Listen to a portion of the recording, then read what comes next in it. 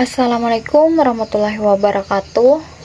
Saya Nurani Sanggraini dengan NPM 3062156-266, Program Studi Pendidikan Guru Sekolah Dasar kelas 31. Di sini saya akan menjelaskan tentang bagian struktur organisasi pemerintahan Indonesia, meliputi mata kuliah konsep dasar PKN SD. Bisa kita lihat susunan bagian struktur organisasi pemerintahan Indonesia berikut. Ada Undang-Undang 1945, kemudian ada KPU atau Komisi Pemilihan Umum. KPU adalah lembaga negara yang menyelenggarakan pemilihan umum di Indonesia.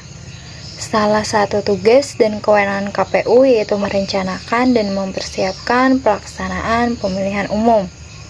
Kemudian ada lembaga eksaminatif, BPK atau Badan Pemeriksaan Keuangan. BPK adalah lembaga negara dalam sistem ketatanegaraan Indonesia yang memiliki wewenang memeriksa pengolahan dan tanggung jawab keuangan negara. Salah satu tugas dan kewenangan BPK yaitu menetapkan jenis dokumen, data, serta informasi mengenai pengolahan dan tanggung jawab keuangan negara yang wajib disampaikan kepada BPK. Kemudian ada lembaga legislatif, MPR atau Majelis Permusyawaratan Rakyat adalah lembaga legislatif bikameral yang merupakan salah satu lembaga tinggi negara dalam sistem ketatanegaraan Indonesia.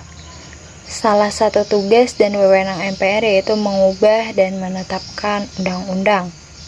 Kemudian ada DPR atau Dewan Perwakilan Rakyat, adalah salah satu lembaga tinggi negara dalam sistem ketatanegaraan yang merupakan lembaga perwakilan rakyat. Salah satu tugas dan wewenang DPR yaitu membuat undang-undang. Kemudian ada DPD atau Dewan Perwakilan Daerah, adalah lembaga tinggi negara dalam sistem ketatanegaraan Indonesia yang anggotanya merupakan perwakilan dari setiap provinsi yang dipilih melalui pemilihan umum. Salah satu tugas dan wewenang DPD yaitu memberikan pertimbangan kepada DPR atas rancangan undang-undang APBN dan rancangan undang-undang tertentu. Kemudian ada lembaga eksekutif, presiden dan wakil presiden. Presiden adalah kepala negara sekaligus kepala pemerintahan Indonesia. Sebagai kepala negara, presiden adalah simbol resmi negara Indonesia di dunia. Sebagai kepala pemerintahan, presiden dibantu oleh wakil presiden dan menteri-menteri dalam kabinet, memegang kekuasaan eksekutif untuk melaksanakan tugas-tugas pemerintah sehari-hari. Salah satu tugas dan wewenang presiden dan wakil presiden yaitu memegang kekuasaan pemerintahan menurut Undang-Undang Dasar. Di bawah presiden dan wakil presiden masih ada pemerintahan yang dibagi menjadi dua, yaitu pemerintahan daerah provinsi dan pemerintahan daerah kabupaten atau kota. Pemerintahan daerah provinsi terdapat gubernur yang memiliki tugas dan wewenang yaitu memimpin penyelenggaraan daerah berdasarkan kebijakan-kebijakan yang ditetapkan bersama DPRD provinsi. Ada juga DPRD yang bertugas melegalisasi berkaitan dengan pembentukan peraturan daerah. Di pemerintahan daerah kabupaten atau kota terdapat bupati atau wali kota yang sejajar dengan kepala daerah kabupaten. Namun, adanya bupati mengawasi wali kota DPRD yang bertugas melegalisasi berkaitan pembentukan peraturan daerah.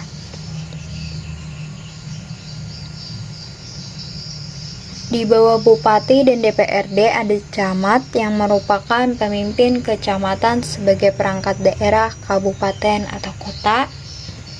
Di bawah camat ada lurah yang memimpin kelurahan sebagai perangkat daerah kabupaten atau kota.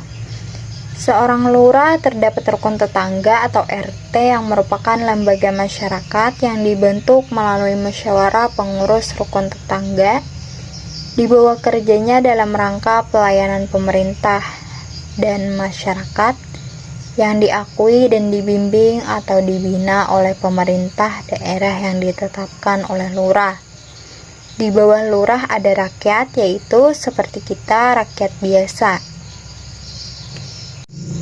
Kemudian ada lembaga yudikatif. MA atau Mahkamah Agung adalah lembaga tinggi negara dalam sistem ketatanegaraan Indonesia yang merupakan pemegang kekuasaan kehakiman bersama-sama dengan Mahkamah Konstitusi dan bebas dari pengaruh cabang-cabang kekuasaan lainnya. Salah satu tugas dan wewenang MA yaitu memberikan pertimbangan dalam hal presiden memberi gerasi dan rehabilitasi.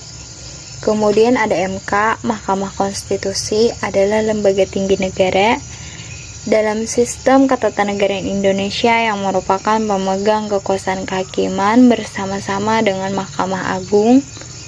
Salah satu tugas dan wewenang MK yaitu memberikan putusan atas pendapat DPR mengenai dugaan pelanggaran oleh presiden atau wakil presiden menurut undang-undang. Di bawah MK ada Pengadilan Tinggi, merupakan pengadilan tingkat pertama dan terakhir mengenai sengketa kewenangan mengadili antar pengadilan negeri di daerah hukumnya. Salah satu tugas dan wewenang Pengadilan Tinggi yaitu mengadili perkara pidana dan perkara perdata di tingkat banding. Kemudian di bawah Pengadilan Tinggi masih ada Pengadilan Negeri, merupakan sebuah lembaga peradilan di lingkungan peradilan umum yang berkedudukan di ibu kota, kabupaten, atau kota. Salah satu tugas dan wewenang Pengadilan Negeri yaitu memeriksa, memutuskan, serta menyelesaikan perkara pidana dan perdata untuk rakyat mencari keadilan pada umumnya, kecuali jika undang-undang menentukan hal lainnya. Dan yang terakhir ada KY atau Komisi Yudisial, adalah lembaga negara yang dibentuk berdasarkan Undang-Undang Dasar Negara Republik Indonesia tahun 1945 yang berwenang mengusulkan pengangkatan Hakim Agung dan mempunyai wewenang lain dalam rangka menjaga dan menegakkan kehormatan, keluhuran martabat, serta perilaku hakim. Salah satu tugas dan wewenang KY yaitu mengusulkan pengangkatan Hakim Agung dan Hakim ad hoc di Mahkamah Agung kepada DPR untuk mendapatkan persetujuan. Sekian penjelasan dari saya. Terima kasih.